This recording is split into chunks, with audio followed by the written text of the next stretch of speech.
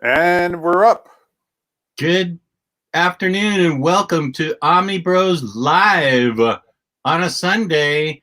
I'm Omnidog from Omnidog's Vault here with Gabe Loves 90s Comics. How's it going, Gabe? I'm doing all right, Jess. Hanging in there, surviving for however long this is going to last us. Right.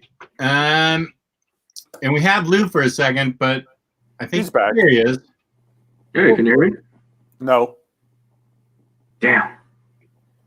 Yeah, we can. I like the beard, Gabe.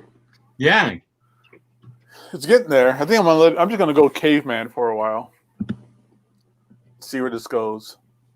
I feel like I'm living like a caveman in a cave, in the back cave. Are you dragging your wife down the stairs by her hair? No. Oh. I haven't gone that far. Oh no. No, so far retirement's going fine. That's excellent. We are coexisting fine. It's good to hear, man.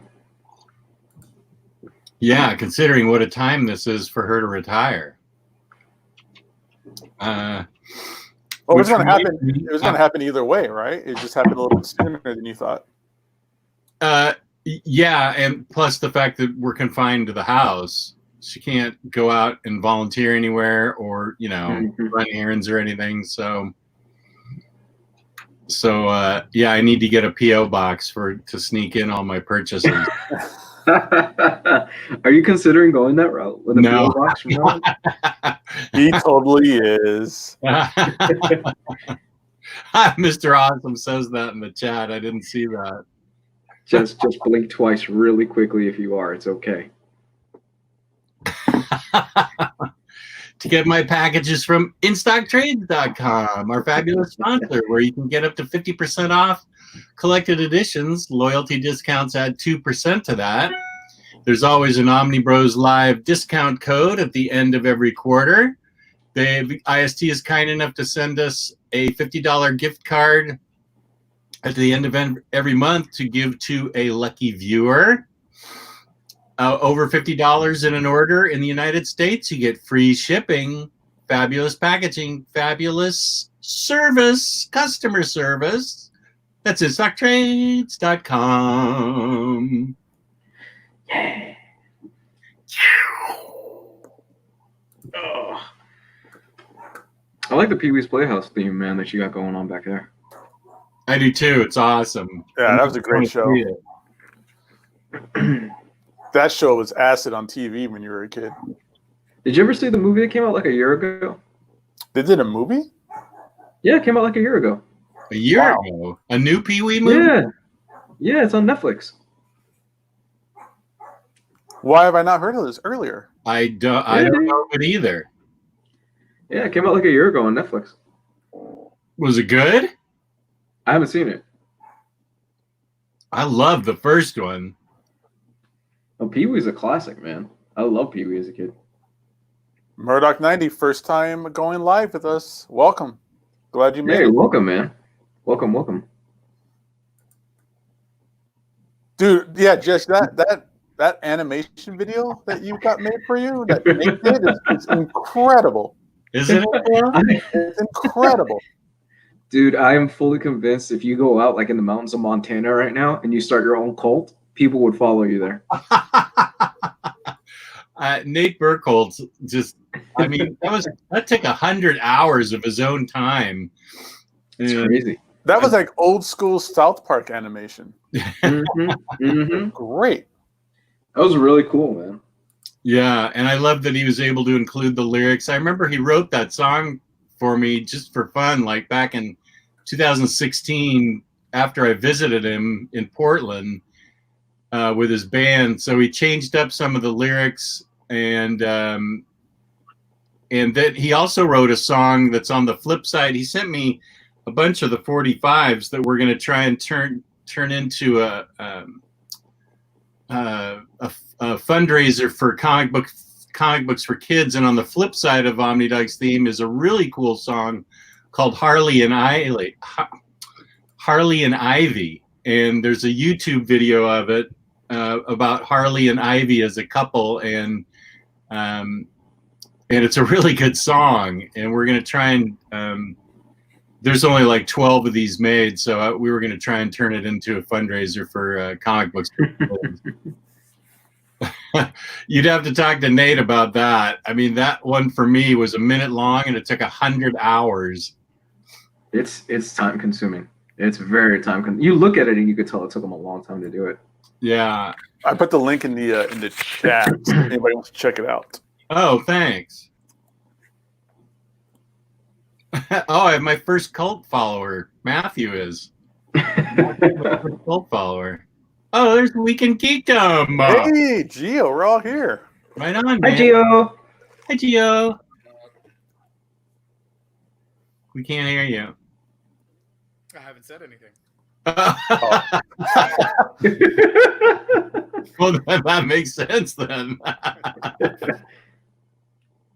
How's everybody doing? You Doing sound good, really man. far away. Yeah, you're a little low. You are sounding low. We can barely hear you. You can barely hear me? Yeah. Right. Let me try and It check. doesn't sound like your headphones plugged in. No, it is plugged Kinda in. sounds like- Just Is it? The microphones is further away.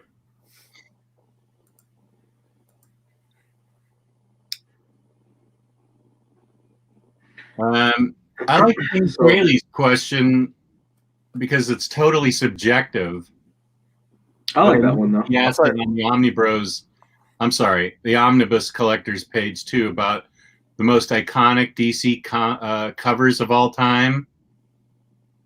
I've got two. I'm gonna say the Death of Superman, the like black with the red and like the symbol is bloody. The bloody S. Yeah, the bloody S. And for my next pick, I'm gonna say the if we're doing trades, then obviously the cover of Watchmen with the smiley face and the blood. Oh, That's a good great one. one. Just so they have them within arm's reach. Sandman number one could probably be thrown on that too. I would guess I would have two. The first would be Superman 233, where he's breaking the kryptonite chains and saying "Kryptonite nevermore" or "Kryptonite That's no a good more." That's a good one. Kryptonite Nevermore was the Edgar Allan Poe poem that he wrote about it. And then I think the super iconic cover is the Crisis on Infinite Earths with the death of Supergirl. Oh, that's a great one.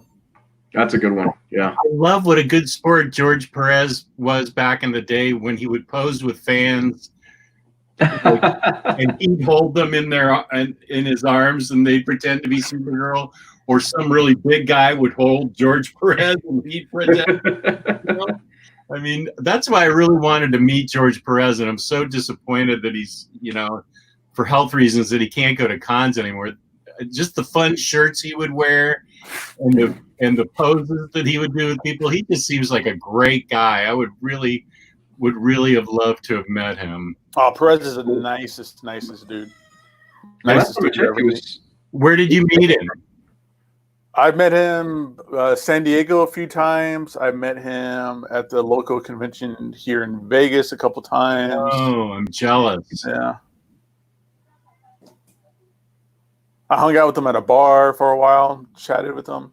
Really? Yeah. He doesn't drink. He was just drinking like Diet Pepsi or something. But yeah, we were hanging out for a while, chit-chatting. Yeah, he's a great dude. Super nice guy. He just seems funny to me. Like, he has a good sense of humor. Dark Knight Returns is a iconic issue. Killing Joke. I think Killing Joke is one of the more iconic covers. Yeah, that's iconic. Aquaman number 37. That's pretty iconic. Which one is? Aquaman number 37. What's that? What's he doing in that? When the sea dies. Oh, yeah. And he's holding Mira in his arms. What about more recently? How about the think is it Francisco Francavilla, that Joker cover where like the bats are coming off of his head? That's a Detective Jock Comics cover. cover. Oh, that's Jock a cover, the Jock Detective one, Comics. Yeah, the 880 cover. Yeah, that thing's like yeah. That's everybody loves that cover. Yeah, Riley's got a huge poster of that in his room. That's the cover for the Black Mirror Absolute too. Right. Yeah, that's a good call. That's a good one. I mean, before they went and retconned it, the Albuquerque cover from a few years ago that was controversial. Oh yeah, that was a great Joker. Cover. It was a good cover. I mean, you can't go wrong with like Detective 27 or Action 1. I mean, that's super obvious. That's true. Broken Batman cover, yeah, Batman 497. Yeah, that's a great one. No, Batman 8. We're talking about DC Comics, not Crossed. Crossed is always the right answer. Look at this is in a DC cover, but I love this cover. ASM 316.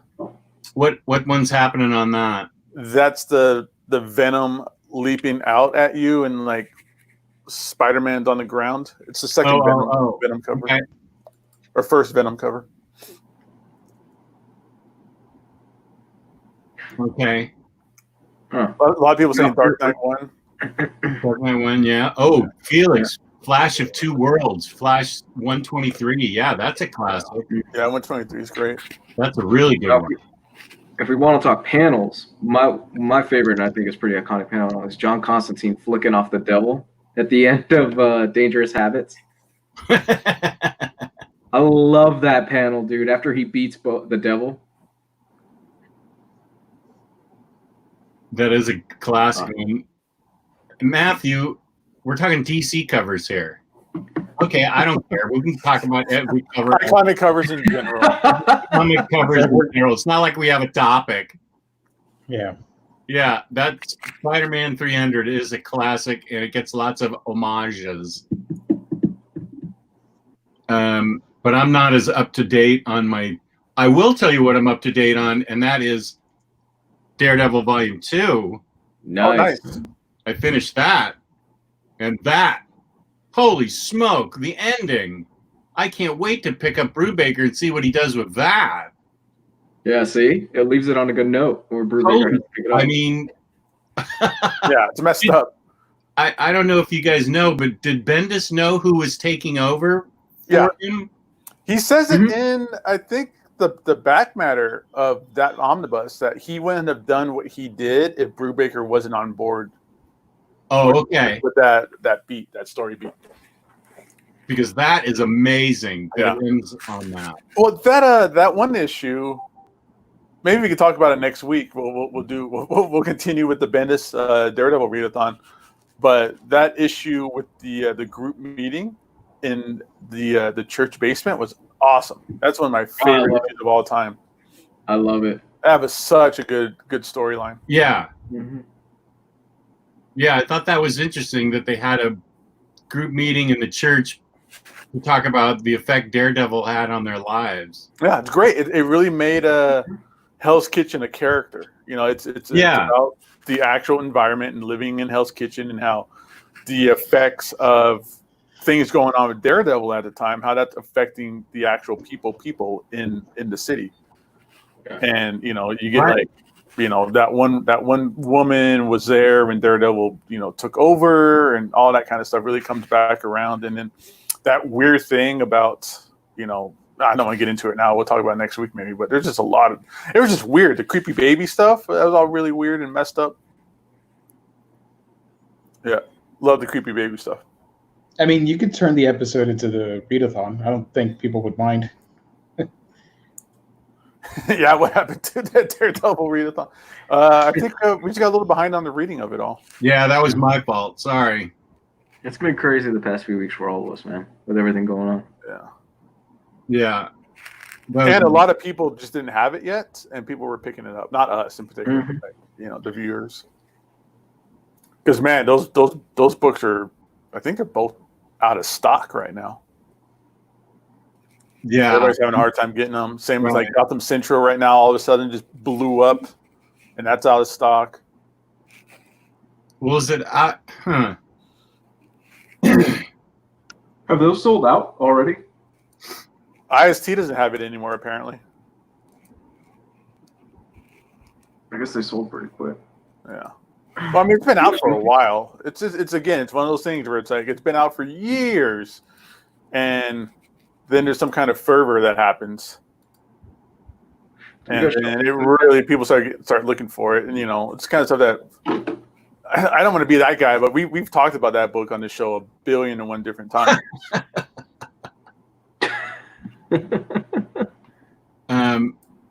That is a great book. Yeah. Same with it's pretty thick. Just mentioned it in our chat. Our chat, the Omnibros chat, the chat. Our group chat. The Spider-Man Volume 1, the JMS Spider-Man. Yeah, how that all of a sudden become a whale? That just came out. I'm going to call it a whale at all, but yeah, everybody's got a super fervor for it. Yeah. I think. Well, I mean, I just saw that in a post somebody said, "What are some of the whales that you've encountered or you're looking for?" And that's where it appeared. And I thought, how did this thing become a whale? It's not even a year old, and aren't they still printing it? It just came out. I think it is out of stock in general. I think it might have been out of print for a while, but again, it's Spider-Man. It's one of those volumes that they probably had 50 million extra copies lying around. But then Volume 2 is coming out, and that's getting hard to find because of the whole Diamond shutdown. So the Volume 1 makes Volume 2. I'm sorry, the Volume 2 makes Volume 1 popular. So somebody's selling the first one for $200 on eBay. So I know. Amazing Spider-Man 129. That's a classic cover. Yeah, the Punisher cover. Yeah.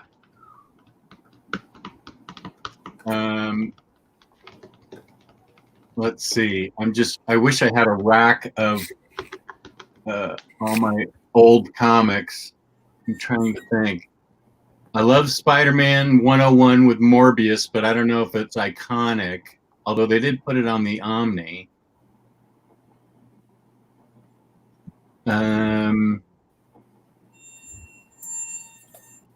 Let's see. I'm just looking at some of the stuff I have. It's just stuff that I like. It's stuff that no one else is going to care about. No one cares about, Stephen Platt Moon Knight covers. Classic X-Men covers. What's a classic X-Men cover? What 137? That's the end of the Dark Phoenix one when they're up against the wall. I was gonna say, yeah. What about the one where it's Jean Grey and Cyclops, and he's shooting out the laser beams, and they look like they're in space, and they're posed like this? Yeah, that's the 137 cover. That's 137. Okay. Yeah, it's in the Dark Phoenix saga. Okay. Giant size X-Men #1, very good. Yeah, that's right. Yeah, giant size #1, that's good.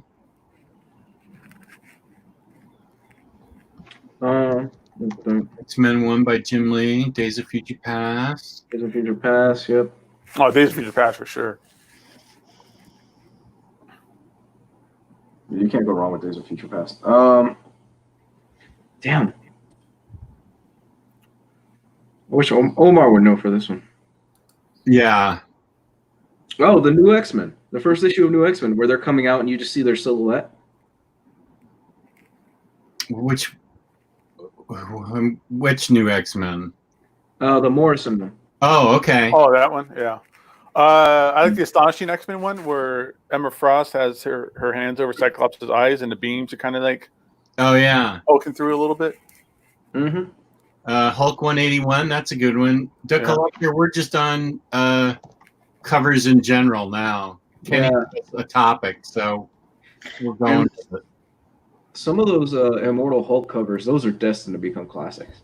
The Alex Ross stuff that he's doing on them, oh my God. Omar would just say all the covers are classic. Yeah. Even the crappy ones. All of them. All of them. Giant size Man Thing #4. That's a classic. But man, that's a Deep pull. What's on that one? I just like his expression, and he's holding the hand, and it's burning flames coming out of a hand, and I don't know, look pretty cool. It's not a classic. I'm just naming stuff I like. Bruce Johnson nailed it. Walking Dead #1. I would say Walking Dead #48 also is pretty classic. Which one's Uncanny 251? Now I gotta look it up. Yeah, you can look it up and screen share it if you want. What is the worst cover ever? Hey, come on, man. We're in a good mood here. That's easy. Don't bring us down. Grifter issue 0 from New 52. Yeah, that's up there. Geo, Boom. That's up there. That's pretty bad. It didn't even look like they tried. Great pull. Conversation over. God, you nailed that on the head. You didn't even blink twice on that. No, that just came right out. It's engraved. It scarred me. I'm sorry. You remember when the New 52 was coming out and everyone was like, oh man, these are all cool. And then we got Grifter. We're like, what? Wait, stop. Not gonna no. Grifter was cool. Here's a Uncanny 251. Oh. Yeah. That's a great cover. I think that's Omar's favorite, one of his favorite covers. That's Is the that right? Silvestri cover. I think is great. Yeah. TMNT 1. Yeah, that's pretty iconic too. Here's a random one: Butterfinger or a Clark's bar. I don't. Butterfinger. Have you had Clark bars? I'm not sure what a Clark bar is. I'm gonna go with Butterfinger. Yeah, it's the old school version of Butterfinger. It would be sold in like Cracker Barrel. They're a little different. They're like flakier a little bit. I like Butterfinger because it gets stuck in my teeth and I can eat it all day long. Leftover candy. I would go with I Butterfinger. don't know what any of these are. Ooh, Heath or Score bars. Those are bars? Yeah. Score? Score? Never. When my wife was pregnant, she got a craving for Butterfingers, and I said, "Okay, I'm on it. I'll be right back." I went That was back when the Simpsons like were 8 of the giant size ones that are 12 inches long, and she took one bite and said, "Okay, I'm done with it." And I said, "Okay, for me, now I have a craving for Butterfingers." So I just inhaled the whole pile. That had to have been back when the Simpsons were pumping Butterfingers big time. That was 1990. Let's see, she was pregnant in 90 till 91. So when did The Simpsons go on the air? 88, 87? I thought it was like the same year I was born. I thought it was 89. 89. They were on Tracy Ullman for a couple of years. I think 89. I think you're right. The family debuted as shorts on 87 and the show itself on 89. That's close. Yeah. But I don't think they had become the marketing machine that they did. But I do remember that they did promote Butterfinger a lot. When would you say The Simpsons really took off? Like the second season? Second season. Second season? Yeah. That's it's usually like that. 92, I think, is from what I'm looking up, is when the Butterfinger ad started with. Oh, okay. Oh no, wait, 88? No, that can't be right. They didn't come out to 89, but whatever. That's where I always associate Butterfingers now with Bart Simpson. Mm-hmm. Yeah, same. I can't have Butterfingers suck because they get stuck in your teeth. That's what I like about them. I could eat them all day long. Oh man, I don't like that. Yeah, they do put extra chocolate everywhere in my teeth. Or glue. And the peanut, whatever that flavor is. What even is a Butterfinger? Sounds weird. Oh, Aiku, you poor child. Wow, man. Or blessed child. Where are you again? The Netherlands? Sweden? Fantasia? Oh my gosh. Oh, get on Amazon and order one. They're almost as good as the Goo Goo Cluster. Butterfingers are fan. Here, crunch up a bunch of Butterfingers and put them in ice cream. Oh my god. Oh yeah, Yep. dude. Like you go to like a Dairy Queen and you get like a Blizzard or whatever they're called. Mm-hmm. Man, motherfuckers, I'm gonna stay away from that. Are they still open? Yeah, drive-through. All the drive-through places are still open. Yeah. Man, okay. The collector brought up cereal. Did you guys ever have a peanut butter crunch? I hated peanut butter crunch because it cut the back of the top of my throat. Not my throat, my mouth. Your palate. Captain Crunch cereal does that. It tears up my mouth. I hate it. I never had a problem with Captain Crunch tearing up my mouth. Oh boy, it really tears up my mouth. I mean, I hate it. it's not like pizza. Pizza's the worst, and it burns the roof of your mouth. Yeah. I hate it, dude. I'll eat Frosted Flakes any day though. I like the honey bunches of oats. That's it. Those are good. Those are good. Yeah. You know what I miss? The what's the one with the frog? I forgot the name. Sugar Smacks. Is that still out, or are they still hit with salmonella? I think they're called Honey Smacks. Yeah, we've got them now. Yeah, because after the whole salmonella thing, I never found them again on stores. So That stinks. Yeah, I don't know. Remember last time I seen Sugar Smacks on the shelf. I always see like if you go to like I don't know if they have them anymore, like Food for Less or like Winco, where you could just get the boxless bag of cereal. They always have those.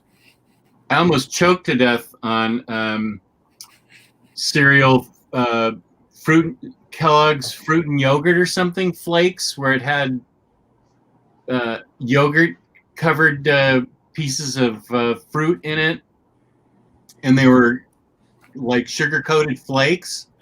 And I liked it really dry, so there was hardly any milk in it. And a big flake, got caught in my windpipe. Oh, and I couldn't breathe.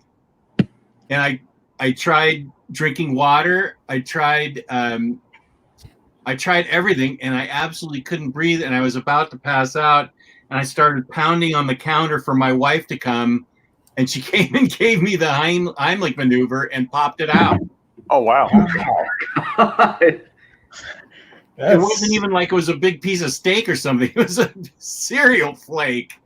The way I would go out, he died while eating a bowl of cereal. Well, I'm sure that happened. Died like he lived. I mean, more people die. You know, more people die from like coconuts falling on them. It's true. So yeah, that was fruit and yogurt to me. Cinnamon Toast is pretty epic. Yeah. I still like Fruity Pebbles. I haven't had it in a while. Yeah. That's always a favorite of mine. Fruity Pebbles are great. I haven't eaten sugar cereal in years. Fruity Pebbles with the least amount of milk, so that you can clump it up into a big old ball and eat it. That's the best. Oh my gosh! Or the opposite, you get Cocoa Pebbles with a lot of milk, and then you drink chocolate milk afterwards. Yeah. Yep. Lameworks, yeah, we're doing a crime corner this week, I think. Thank you for being hooked on it. And that's Taylor's actually his idea, since he likes crime books so much. But I think we're doing a crime corner this week. We do 2 a month, so we're doing. I can't remember what we're doing. Books. Stray Bullets. I told him I don't think he'd enjoy Stray Bullets. I know him pretty well, and I just don't think it would appeal to him. Should go back and do some of the Bendis crime stuff. Yeah, we have that on our calendar. Yeah, like Goldfinger is really good. Jinx is really good. Torso. Torso's great. Torso. It's not written by. No, wait. Did Bendis write it or wrote it and illustrated it? Didn't he? No, his friend illustrated it. No, because it was Mark Andreyko has something to do with it. Where's my copy?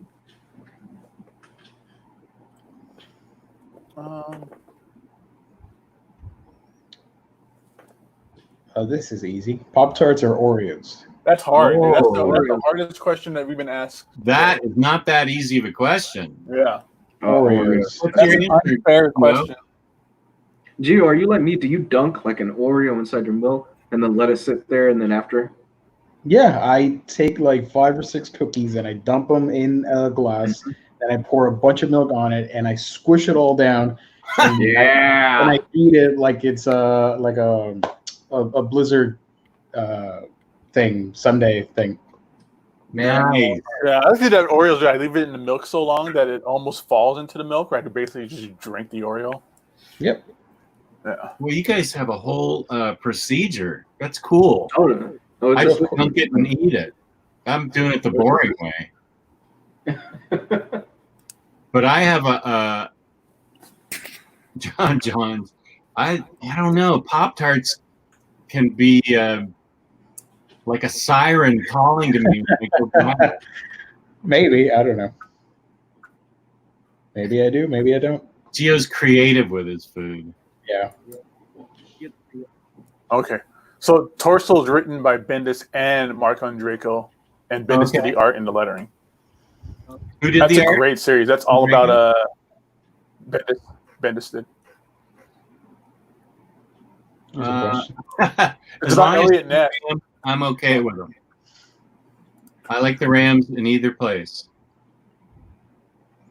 Frankenberry or Blueberry? Oh.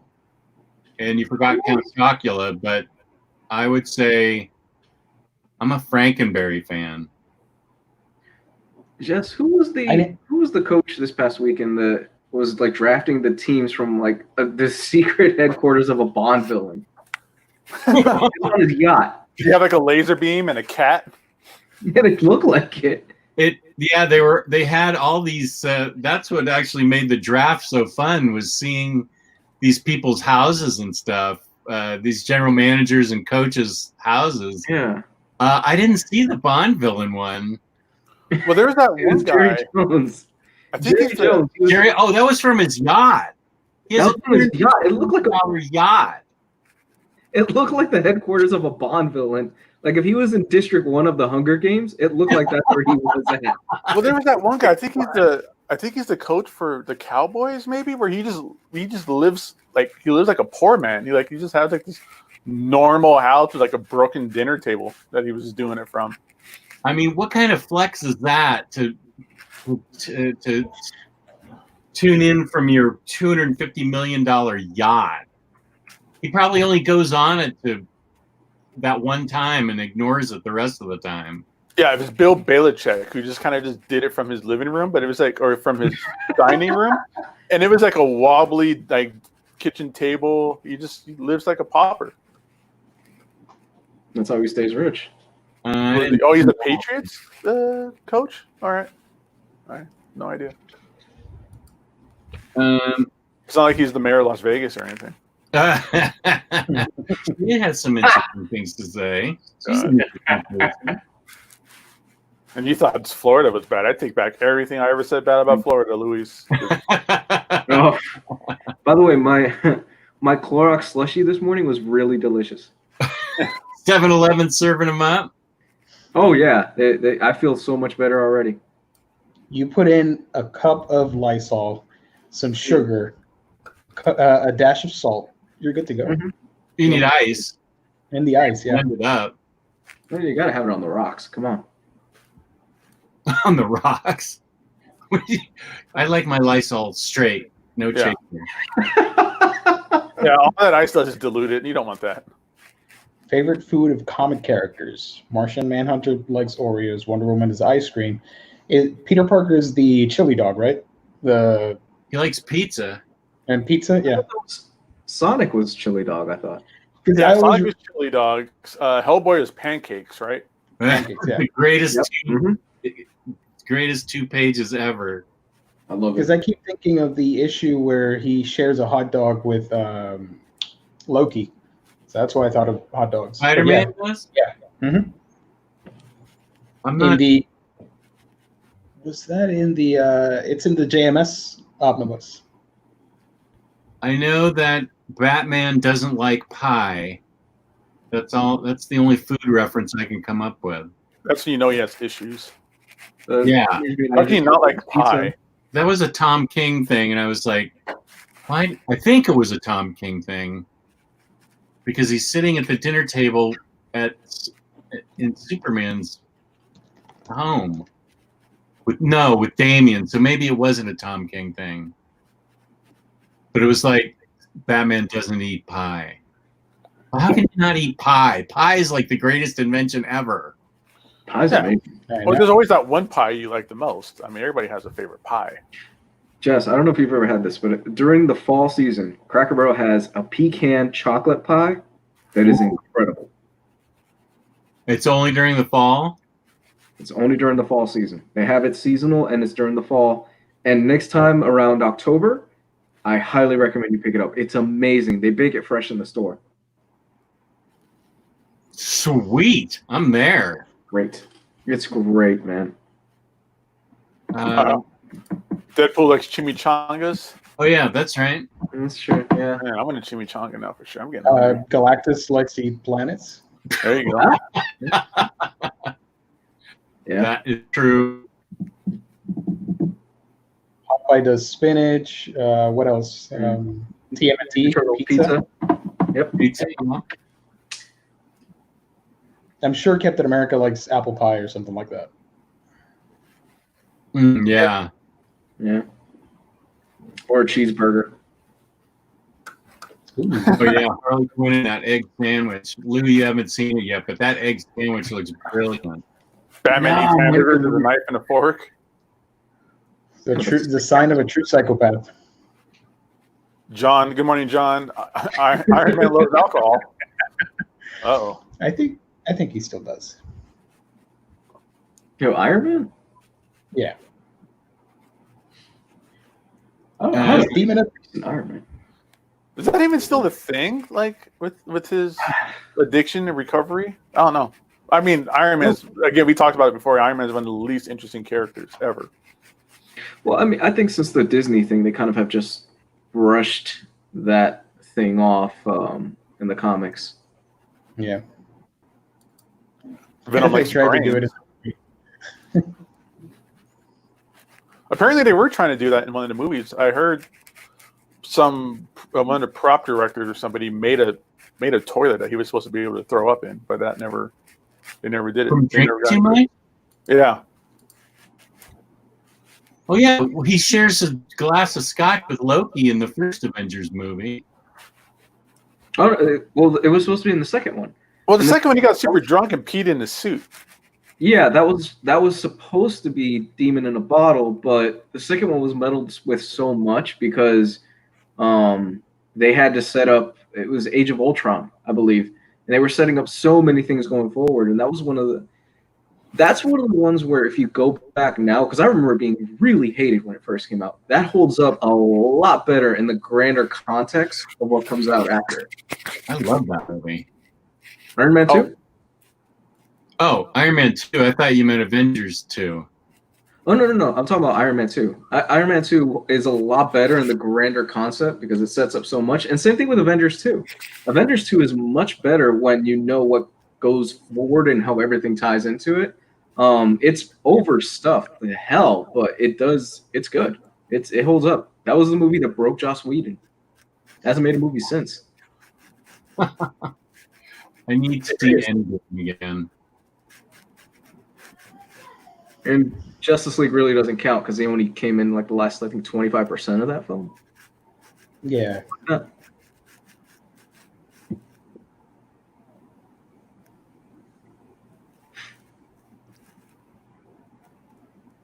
This is a question for younger people. Which Marvel DC character are you most likely to catch at a rave? Dazzler. Jubilee. Not a rave. Gambit. Squirrel Girl. Gambit to me strikes me as the 38-year-old guy that's in the club trying to pick up 21-year-olds, and it's like, dude, you are way too old for this. Oh, he could do it. Come on. Gambit? Yeah, he catches all the tail. He's married now. Oh. Do you want to see my card trick? No, I'm okay. Thank you. Yeah, no, we're good. It's okay. What are we good at? NYX. Thanks. Uh-huh.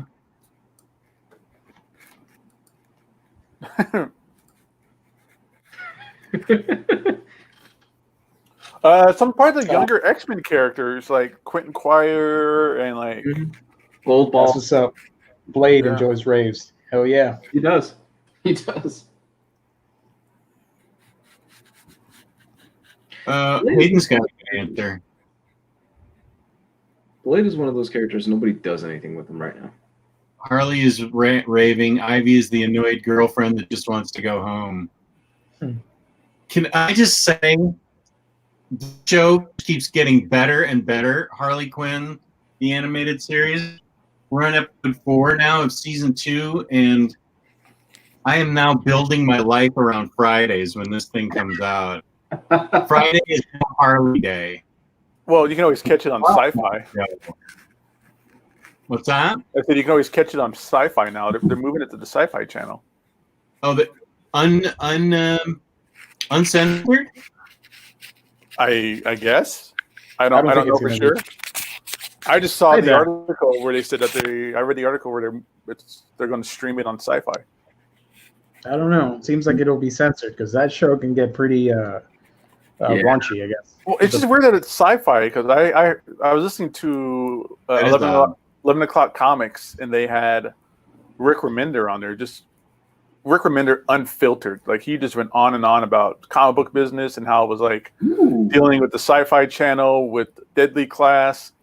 And he said that the Sci-Fi channel is still Dinosaur, where they, or not them, but I guess it's the advertisers, they still go off in Nielsen ratings for only the first 3 days after a series or an episode is released. They don't go by streaming or anything like that. It's literally live views for the first 3 days. And that's why the show tanked. Yeah, that was one of those things where when it was first announced for Sci-Fi, Deadly Class, I was like, why the hell did Rick Remender choose to go with Sci-Fi of all channels? Like, this is a Netflix show at best, or an FX show. I don't know. You go with, wherever you go, I guess. I mean, he was the showrunner. He ran the show. He was like, he was the head writer. I mean, he got to work with Henry Rollins. Like, he goes on and on and on about it. It's the newest 11 o'clock, not the newest, the second to the newest 11 o'clock comics episode if you want to check it out. But yeah, he just unfiltered.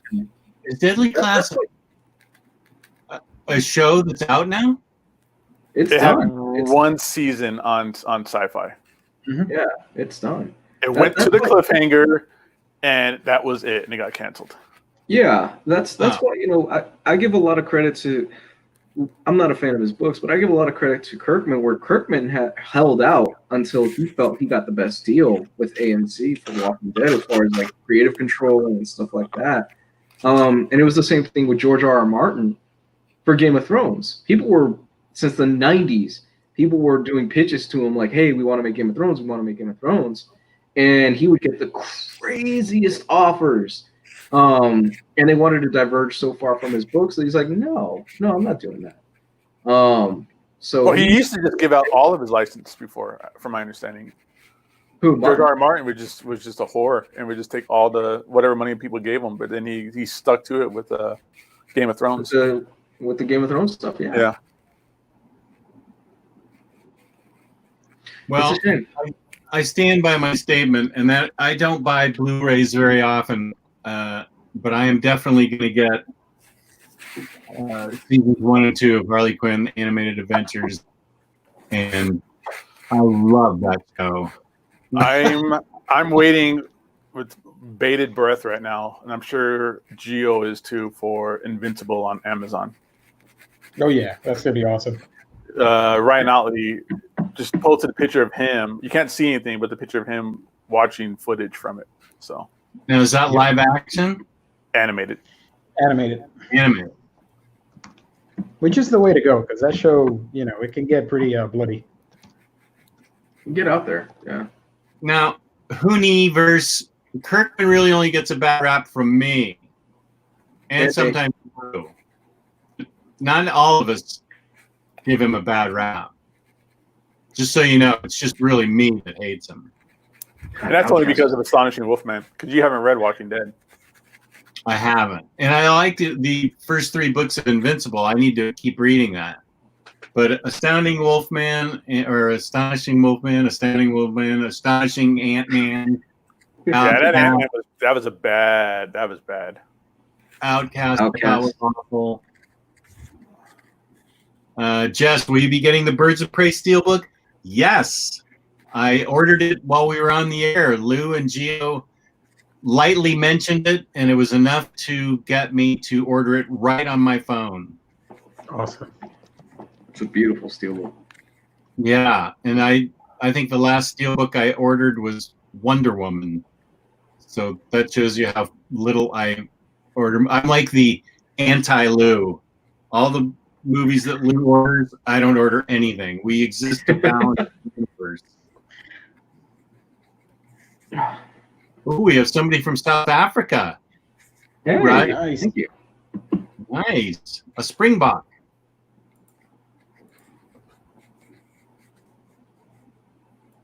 That's awesome.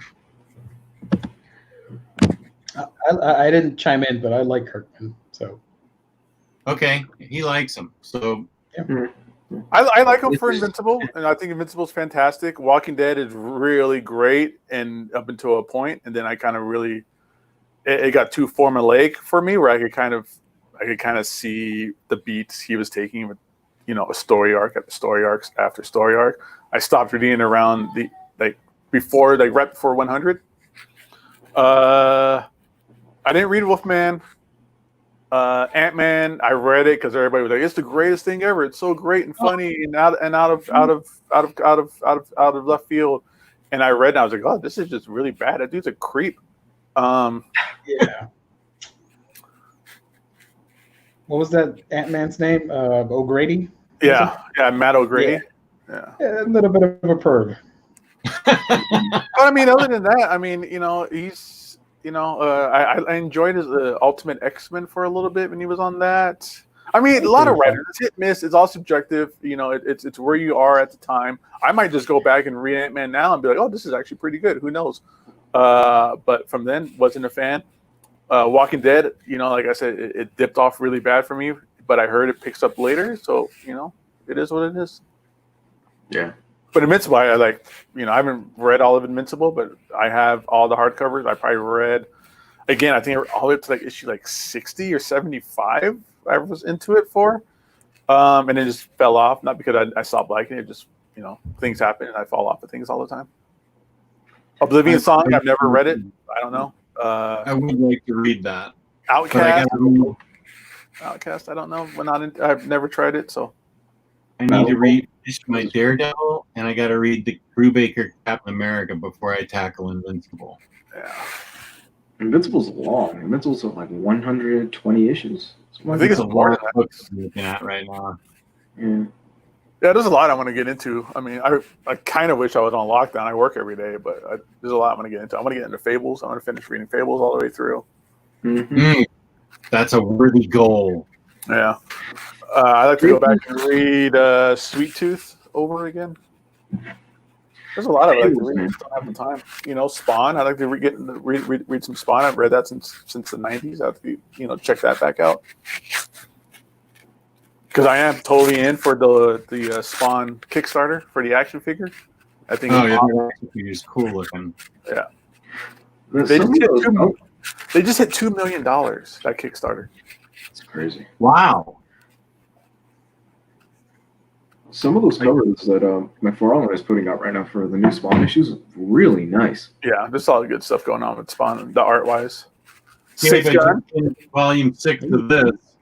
I finished the whole thing in 3 days. It's awesome, isn't it? Yes, it's amazing. I love that series. I sold my Gunslingers. I wish I would have kept them. I'll probably go back and get the regular. Oh, yeah. These ones are gorgeous. Yeah. Amazing. I love the art. That Brian Hurt guy is probably one of the most underappreciated artists out there. I never hear anybody mention his artwork, but it is fabulous. Let me get some. It's really good, and I don't know that I'd ever heard of him before. Yeah, it's great. So it's a great story. It's weird Western, so it's a lot of ghost and supernatural Western stuff. If anybody's looking for like strong female heroes, it starts out being like a male centric hero storyline for like the first couple of issues, and then it switches over to Becky, and Becky becomes like the main focus of it, and it's great. She turns into a badass. You watch her grow up, Yeah. before their eyes, turning into a badass. The first that first story arc where they have that big raid on the fort is great. Yeah, that's such good stuff. This series was epic. Yeah, it's a weird Western. So like I said, ghosts, goblins, supernatural. It's about 6 guns, and each gun has like its own like capabilities and superpowers. You know, think of it almost like the Infinity Gauntlet stones. Yeah. And so it's all about trying to gain control and power with these 6 guns that, you know, switches hands and they get lost or they get, you know, that kind of stuff. Really cool stuff. Different powers. I can't remember all of them. One of them, they're regular 6-shooters, you know, old school Western 6-shooter. But one, when it shoots, it's like the power of a cannon, like it's a super blast gun. Another one can bring back the dead, and you can use like an undead army. Not an undead army, but you have like undead companions kind of thing. I forgot what the other one say, but it's Cullen Bunn. I think it's Cullen Bunn's first major like series. Brian Hurd on the art is just beautiful, beautiful, beautiful. The other one shoots out hellfire. Mm-hmm. Yeah, and one of them shoots out like the plague. You get infected, your whole body gets infected. Oh, it's like the COVID-19 gun. Yeah. The other one keeps you young and heals you. And if you put it all 6 together and place them on a seal, it opens the entrance to hell, and you can restart. If you do the ritual right, you can wipe out and restart life on Earth. And trying to keep this one snake woman from doing it, the cast is. And the world building's really good because when you lose one of the characters, it really affects you. 6 of these books, so there's plenty of time to tell each character's story. And so if you lose a character, you really get bummed out. Yeah, it's worth picking up, like trade paperback. I mean, those gunslingers are awesome. Some of them are out of print and getting really hard to find. I think most of them are. The regular hardcover, oversized hardcover, I think are still fairly available. There might be 1 or 2, but it's definitely worth picking up if you're looking for something new and different. You know, that's outside of the main 2. Then it's fantastic. It's not Boom, is it? Who puts that out? Oni. There you go. Yeah.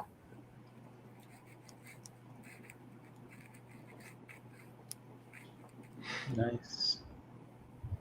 Oni doesn't put out enough stuff, man. Bruce Johannes 4 out of the 12 deluxes of Invincible is my favorite series. Yeah, that's really good. It's one of those books you kind of got to get past the first like 1 or 2 storylines, and then there's that twist. It's a big twist, and then you're like, all right, I'm in. And then I'll admit, I think it takes a dip after that for a minute until Mark kind of grows up a little bit and he becomes a big character, and then from there it's just all out after that. I'll give it to Kirkman. That was a good reveal.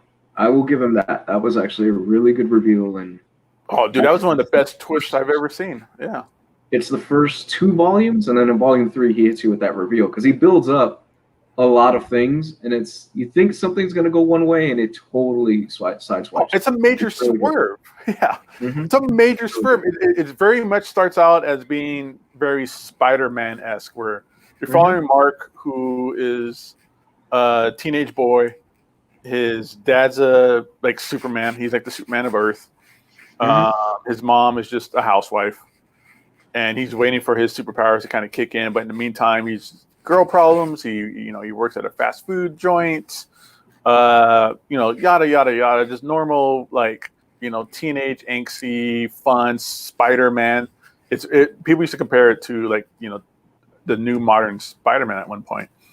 and then something happens, that thing happens, and then it swerves, and it just turns into just blood and gore and body parts flying all over the place. Yeah. That series really took off for me when Ryley came on art.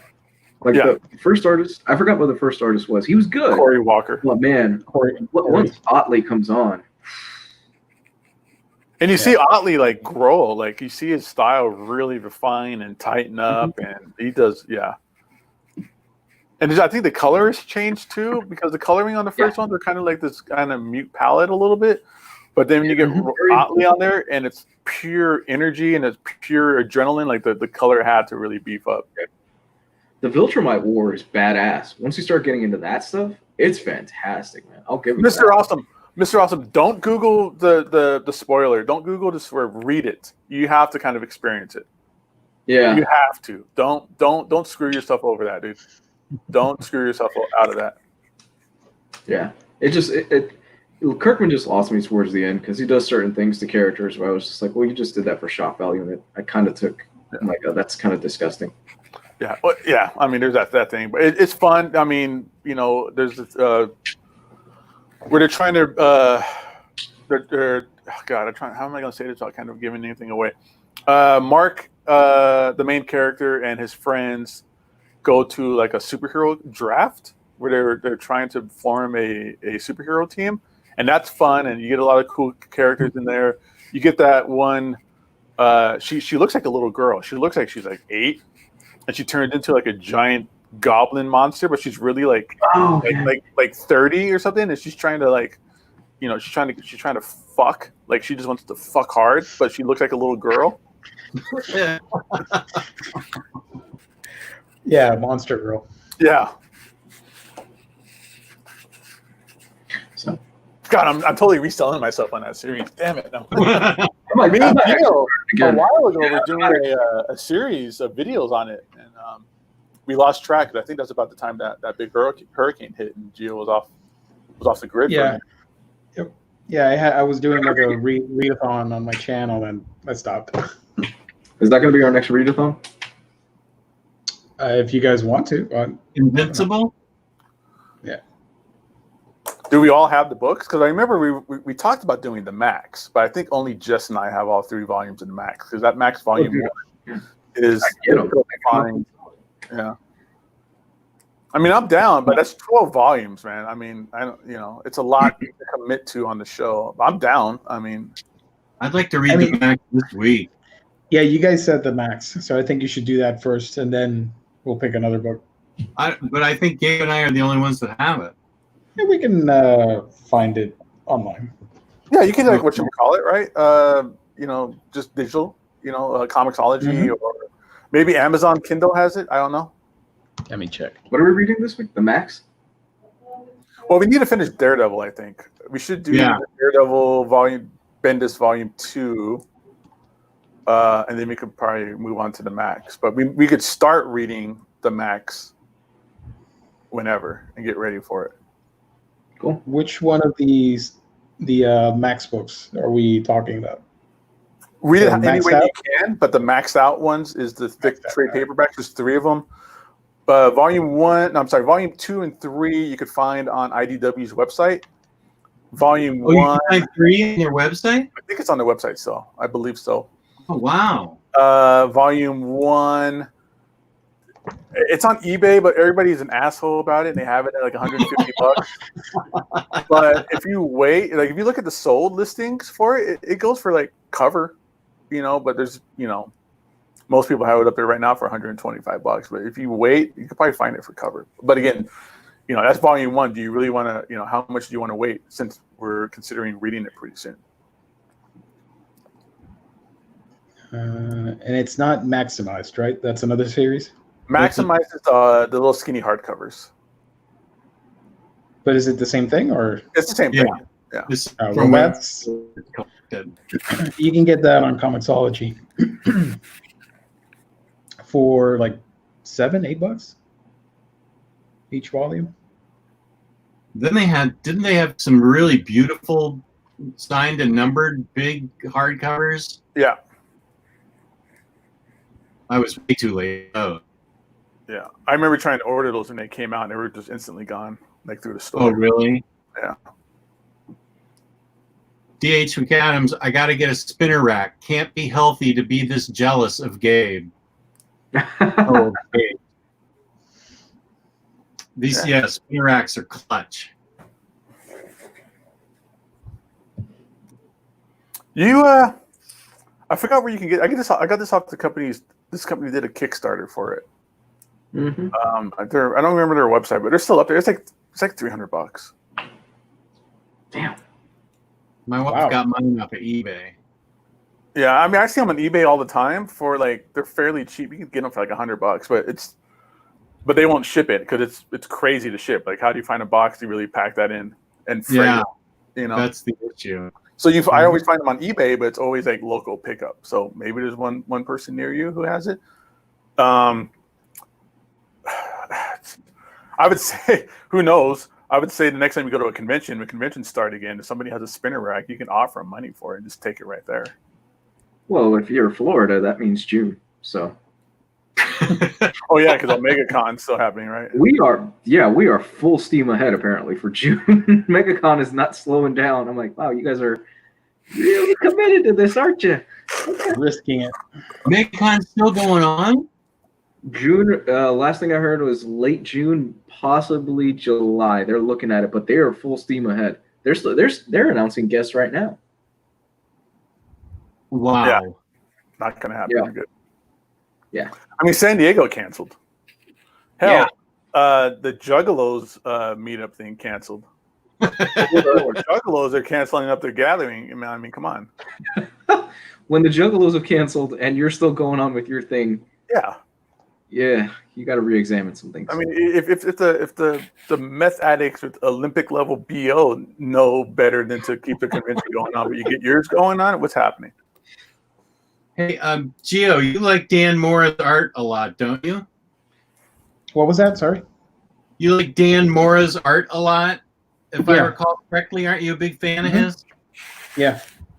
You should read Once in Future. It's all Dan Mora. Yeah, you baited that?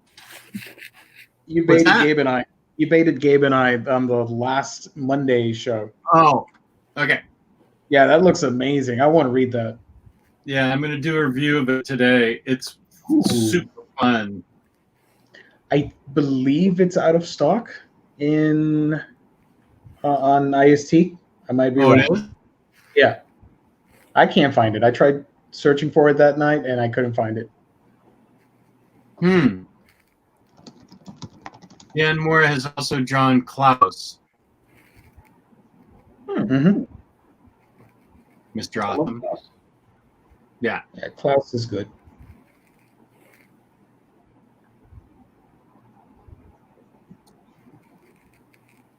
This would probably be a good time for me to talk about InStockTrades.com, where you can get your collected editions up to 50% off. Loyalty discounts add 2% to that. There's always an Omnibroslive discount code at the end of every quarter. IST is kind enough to give us a $50 gift card to give away to a lucky viewer at the end of every month. And the way my calendar says that, it will be Thursday's show, which looks like the last day of the month. Order $50 or more worth of books in the United States. You get free shipping, fabulous customer service, fabulous packaging. That's InStockTrades.com.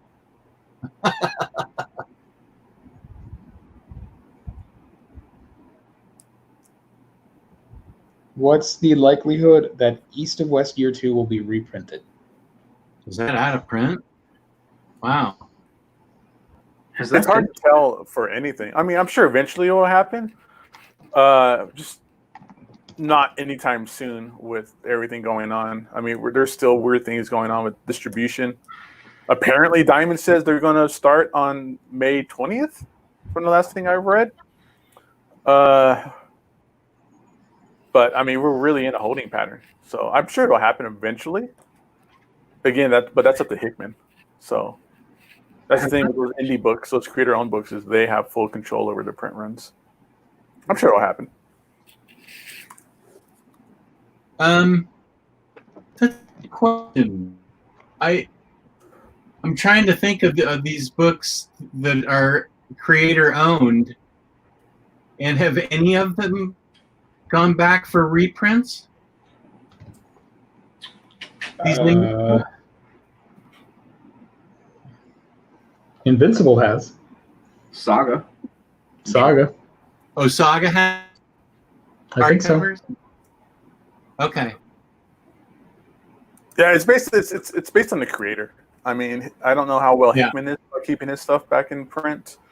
I mean, like Rick Remender and Fear Agent, they went back to print really, pretty quick when those first library editions sold out, and then it went over to Image.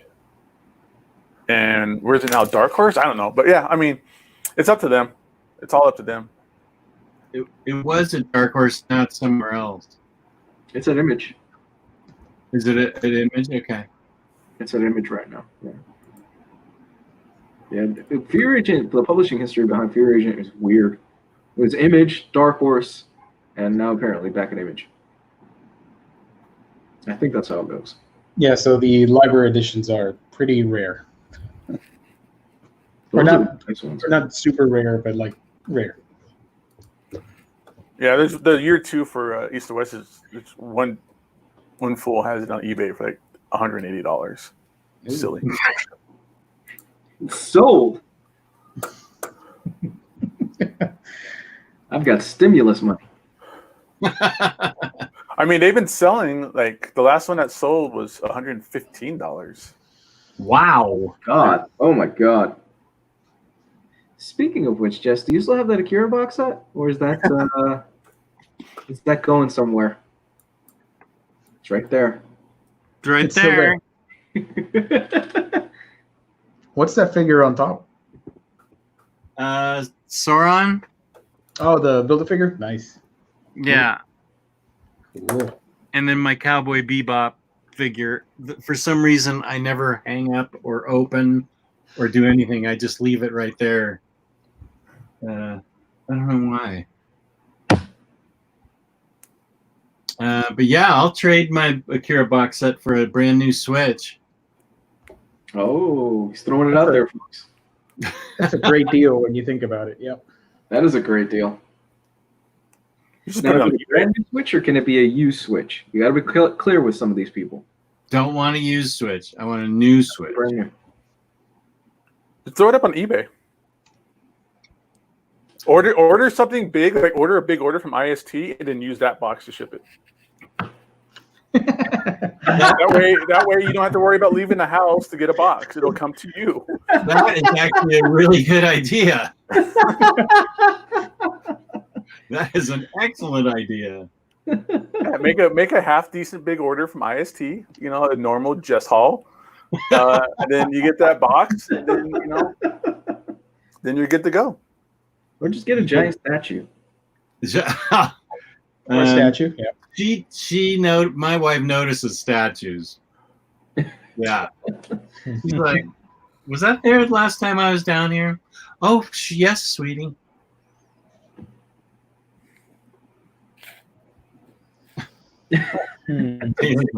Comment.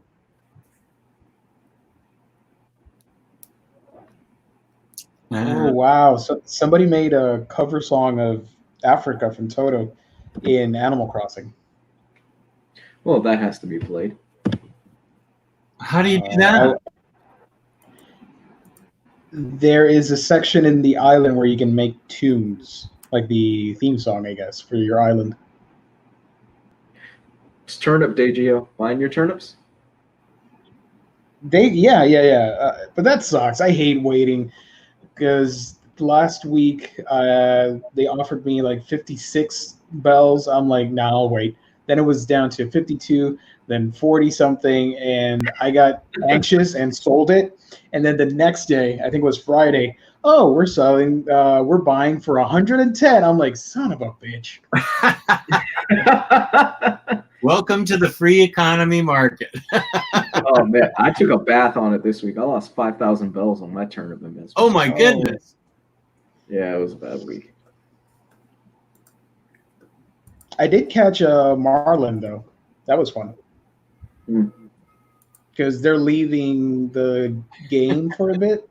In May, they're not going to be as accessible, I think. Oh, it's seasonal? Yeah. Seasonal.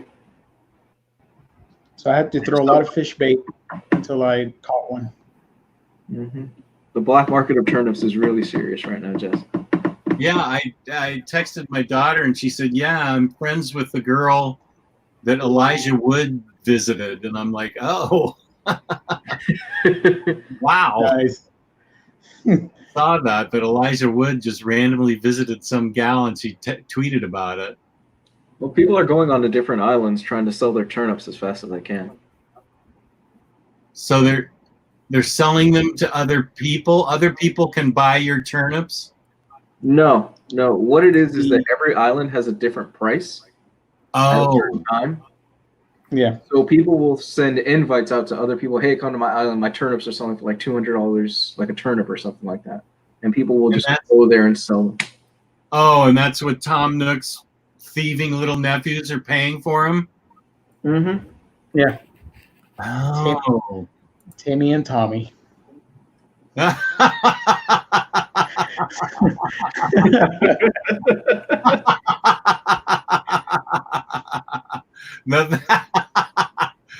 a foresight, man. That is great. Is that how you feel right now, Jess? That took a lot of thought to get that. Oh my gosh, that's great. Oh my gosh, that's funny. We don't know, Robert White, what's coming out on IST next week. It's a mystery. You'll have to find out Tuesday. Are we still? Sorry, are we? I haven't gotten an email from them for a while about releases. I don't think they're not releasing anything this week, are they? Did we talk about the thing they posted? We can comment on that before we wrap up. Sure. What happened? Let me read the post because I don't have it with me right now. I'm checking. We made a post on it on our community tab. Give me 1 second. So they messaged everybody on Facebook with a post saying, as many of you know, Diamond has confirmed that they intend to resume distribution in comics in mid to late May. For now, we do not know when April new release items will become available. This includes the new printing of the Wolverine Omnibus and the new printing of the Silver Surfer Omnibus. The DC stuff, it says, thanks to Lunar distribution, we're going to be able to offer DC collected titles starting the week of May 5th. And the list says that that day they'll have Lost Carnival, a Dick Grayson graphic novel, Batman Detective Comics hardcover Volume 3, Greetings from Gotham, Green Arrow Year 1 Deluxe Edition, Shazam, the World's Mightiest Mortal, hardcover Volume 2, Weird Western Tales Jonah Hex hardcover Volume 1, and Young Justice trade paperback Gem World. Then on May 12th, they're going to have Justice League Dark Volume 3, The Witching War, Action Comics Volume 2 trade paperback Leviathan Rising, the hardcover of Action Comics Volume 3, Leviathan Hunt. Then they're going to have Superman Smashes the Klan trade paperback, Wonder Woman and Justice League Justice League Dark Witching Hour, the trade paperback version, and Adventures of Superman by George Perez. So there you go. That's the latest update from IST regarding DC stuff. I do want to pick up Justice League Dark now that I think about it. Yeah. Superman Smashes the Klan is a must for a lot of you out there. Yep. Good stuff. Oh, yeah. That's a great series. That was my favorite from last year. That's what I heard. It's really good. Hardcover?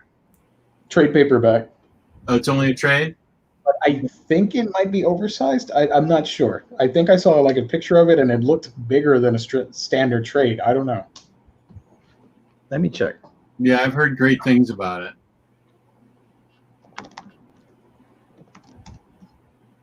Mm-hmm.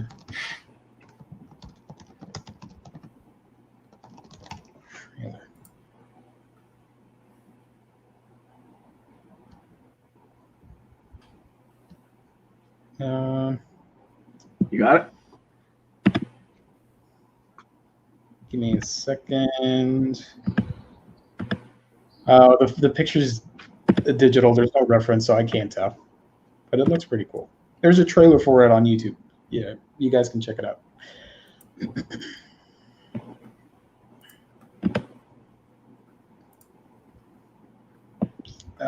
Do we have any time left for Shelfie? Or Oh, sure. We should probably do a couple of shelfies. Knock those out of the way. That game? I kind of want to get out of here. Okay. Yeah. No, I gotta get out of here. Yeah. Then We can do shelfies tomorrow. Yeah, we can do shelfies tomorrow. Because I don't know. I mean, I don't know what we're gonna do for hauls and reads tomorrow. If anybody got anything, so I'm sure that'll probably we can free up come some time to see some cool ass shelfies. Yeah, that's fine. There you go, folks. Shelfies tomorrow. Nice. So I'm sorry to remember. I would have did it today for sure. Sorry. That's all right. Gio, where can they find you on the internet? You can find me on my channel, We Can Geek Them, where I talk about anime, comics, manga, all that fun stuff. Subscribe if you can. A Week in Geekdom. And Lou? You find me at Comics Guide 101 on the Twitter and on YouTube. Gabe Loves 90s? You can find me, Gabe Loves 90s Comics, on Instagram. And I'll be at the store later today.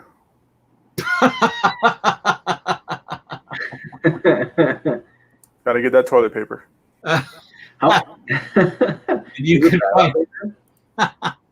You can find me, Omnidog, on Omnidog's Vault on YouTube and on Instagram, Omnidogs_Vault.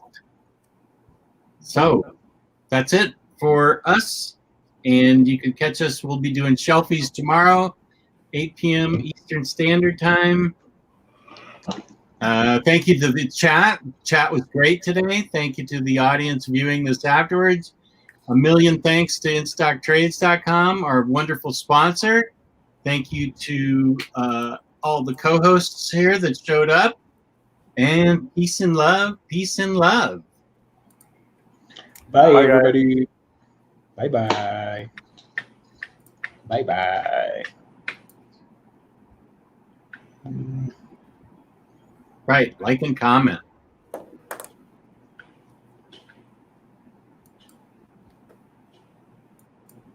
All right. Oh, I thought I ended it.